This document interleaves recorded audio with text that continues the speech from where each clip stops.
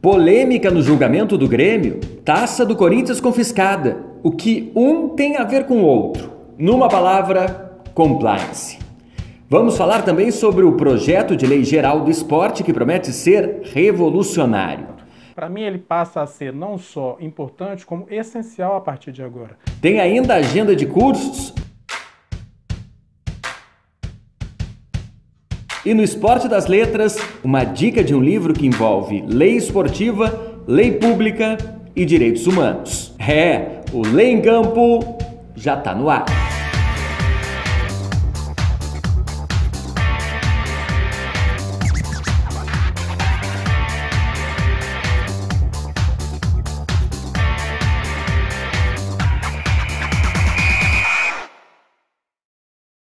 Olá, seja muito bem-vindo ao nosso programa. Antes de mais nada, é importante deixar claro que esse vai ser um espaço para a gente discutir assuntos em que o direito e o esporte se relacionem. De uma maneira simples, mas sem abrir mão do conteúdo e da profundidade que cada assunto merece. A gente começa o programa falando de dois assuntos que movimentaram a semana, que provocaram discussões nos programas televisivos, na imprensa, bombaram nas redes sociais e, claro, trouxeram à tona discussões jurídicas importantes. Assunto 1. Taça do Mundial do Corinthians confiscada pela Justiça. Assunto 2. Grêmio recorreu ao Tribunal da Conmebol para pedir a eliminação do River Plate na Libertadores da América. Sobre o Corinthians, o Instituto Santanense de Ensino Superior cobra do Clube Paulista uma dívida de cerca de 2,5 milhões de reais. Como garantia, os advogados da instituição pediram a penhora da Taça do Mundial de Clubes do Corinthians de 2012. A Justiça concedeu essa penhora. Depois, os advogados do clube conseguiram suspender por liminar. Mas claro que o prejuízo já estava feito. Ele escancarou a dificuldade financeira que o Clube Paulista vive e também atingiu a marca corintiana. Como vender o naming rights do estádio, por exemplo? A gente sabe que qualquer grande empresa, para se associar a outra, ela exige uma boa reputação dessa marca, desse clube, dessa instituição. Isso acaba prejudicando esse negócio para o Corinthians. Assunto 2. O time gaúcho entrou com um recurso na Conmebol pedindo a eliminação do River Plate na Libertadores da América. Motivo? O técnico Galhardo, que estava suspenso do segundo jogo pela semifinal da competição, ele se comunicou com o auxiliar via comunicação, via fone, e também foi ao vestiário no intervalo da partida conversar com os jogadores, violando justamente a suspensão imposta pela Confederação Sul-Americana de Futebol. Isso influencia no resultado da partida? Para aqueles que acreditam que o técnico é importante para um time de futebol, e é o meu caso, é claro que sim. Inclusive, ao final do jogo, o próprio Galhardo falou que a participação dele no intervalo da partida acabou sendo importante para o resultado final do jogo. O River perdia por 1-0, no segundo tempo virou a partida, ganhou por 2-1 e acabou se classificando. Me tomé el atrevimiento de bajar en el entretiempo y hablar con los jugadores porque quería que lo necesitaban y porque quería que yo también lo necesitaba. Y bueno, tal vez incumplí una regla de tener que entrar al vestuario, que era lo que no estaba permitido. Pero la reconozco y la asimilo y la asumo también. Pero era lo que necesitaba, lo que yo sentía que tenía que hacer y no me arrepiento para nada. Mesmo assim, o tribunal não acatou o pedido do Grêmio, não porque esse pedido tenha sido mal formulado, nada disso. É que o regulamento da competição não ajuda, regulamento esse, diga-se de passagem, foi aceito e assinado por todos os clubes que participaram da competição sul-americana. Imediatamente essa decisão, uma onda de protestos tomou conta da imprensa e das redes sociais, criticando a decisão da Conmebol, a imagem da instituição prejudicada. Não só isso, atacando também parceiros, patrocinadores da entidade sul-americana. Um prejuízo evidente. E no centro desse discurso, um pedido: transparência. Agora ficou mais fácil de entender o que o caso do Corinthians tem a ver com o caso do Grêmio. Uma necessidade de uma administração mais moderna, eficiente, transparente e ética. Em uma palavra, compliance. Isso, nos Estados Unidos, é uma prática nos principais esportes. De Nova York, Milo Patucci. A NFL é a responsável pela administração do futebol americano nos Estados Unidos. É ela quem administra o calendário, os patrocínios e todos os clubes da liga. Essa administração diferenciada faz com que a NFL seja a liga esportiva mais rica do mundo. Caso algum clube não cumpra alguma regra da NFL, ele pode ser punido com multa ou até exclusão da liga. Por essa razão, os clubes sempre seguem as regras, porque o compliance precisa funcionar. Outro assunto importantíssimo que a gente precisa voltar a debater, a divulgar, a discutir é o projeto da nova Lei Geral do Esporte. Alguns dos principais pensadores do direito se reuniram e elaboraram esse projeto, que para mim é revolucionário. Entre outras coisas, ele muda a relação de emprego entre atleta e clube.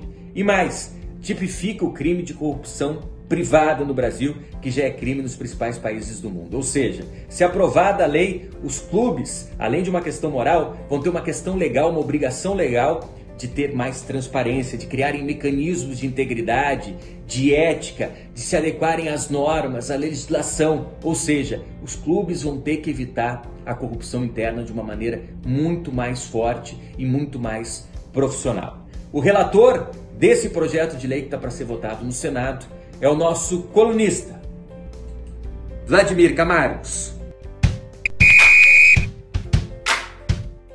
Bom, nós entregamos pela Comissão de Juristas do Senado Federal o anteprojeto de Lei Geral do Esporte no final de 2016 para o presidente do Senado. Logo depois, a própria mesa diretora do Senado encaminhou este anteprojeto como o projeto de lei 68 de 2017. Portanto, ele está tramitando há quase 2 anos, porém com chances reais de ser aprovado. Para mim, ele passa a ser não só importante, como essencial a partir de agora. Primeiro, porque trata o esporte como um direito fundamental. Segundo, porque traz pela primeira vez a noção de um Fundo Nacional do Esporte, inclusive criado através de uma emenda constitucional. Então, é um projeto de lei e uma emenda constitucional. Temos também a regulação da profissionalização de atleta, árbitros, treinadores, uma certa reforma tributária, a criação do Sistema Nacional do Esporte, enfim, passa a ser algo essencial à aprovação deste projeto de lei geral do esporte e acredito que nós tenhamos condições de assim caminhar, claro, se o governo federal, o governo eleito, assim considerar também com certa centralidade. Essa lei é de fato muito importante, precisa ser discutida e analisada, por exemplo, em debates, em congressos. No mês passado eu participei do Seminário Ibero-Americano de Direito Esportivo, organizado pelo Instituto Ibero-Americano de Direito Esportivo, em que um dos assuntos foi justamente transparência, governança, necessidade dos clubes se adequarem à legislação e de praticarem políticas de integridade com efetividade. A organização foi do IIDD, por falar no IIDD, ele também ajudou a organizar um encontro sul-americano para debater o direito esportivo no nosso continente. O presidente do Instituto Ibero-Americano de Direito Esportivo esteve lá e é um dos nossos colunistas. Ele traz mais informações. De Buenos Aires, Luiz Marcondes. No início deste mês, ocorreu na Argentina, em Buenos Aires, a assinatura de um convênio entre instituições jurídico-desportivas. O Instituto Ibero-Americano de Direito Desportivo, a Associação Latino-Americana de Direito do Esporte, a Academia Nacional de Direito Desportivo, o Instituto Brasileiro de Direito Esportivo e a Sociedade Brasileira de Direito Esportivo firmaram um convênio visando o fomento e o desenvolvimento do direito desportivo na região sul-americana. Entre os principais objetivos deste convênio estão criação de um tribunal para a resolução de conflitos na região sul-americana. 2. Desenvolvimento de cursos e outras ferramentas acadêmicas para a realidade esportiva da região sul-americana. E 3. Assessoria e consultoria das instituições desportivas sul-americanas. Em breve, traremos mais novidades das atividades deste convênio. É sempre fundamental discutir o direito, discutir o esporte, discutir lei, legislação. Então, se liga na agenda de cursos. O Congresso Sul-Brasileiro de Direito Desportivo acontece em Florianópolis, é a organização da OAB Santa Catarina, nos dias 29 e 30 de novembro. O 14º Fórum de Direito Desportivo em São Paulo tem organização do Instituto Brasileiro de Direito Desportivo e Associação dos Advogados de São Paulo e acontece no dia 6 e 7 de dezembro. E para dar largada nesse espaço importantíssimo da literatura na nossa área, num trabalho de pesquisa fantástico, Vinícius Calisto escreveu esse livro, Lex Esportiva e Direitos Humanos. Inclusive tem sido pesquisa constante na minha seção Jura História, que tem no site Lei em Campo. Vamos dar uma olhada num trecho do livro.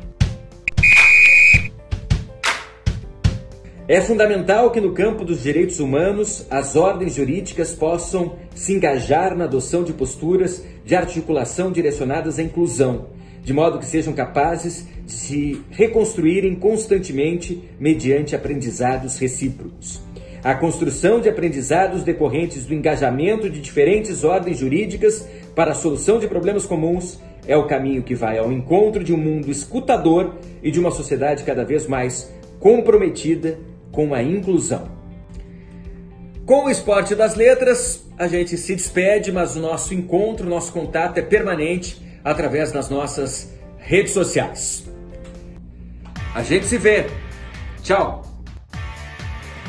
E aí, curtiu o nosso primeiro programa? Então deixe seu like e se inscreva no nosso canal. Tem muita novidade vindo por aí.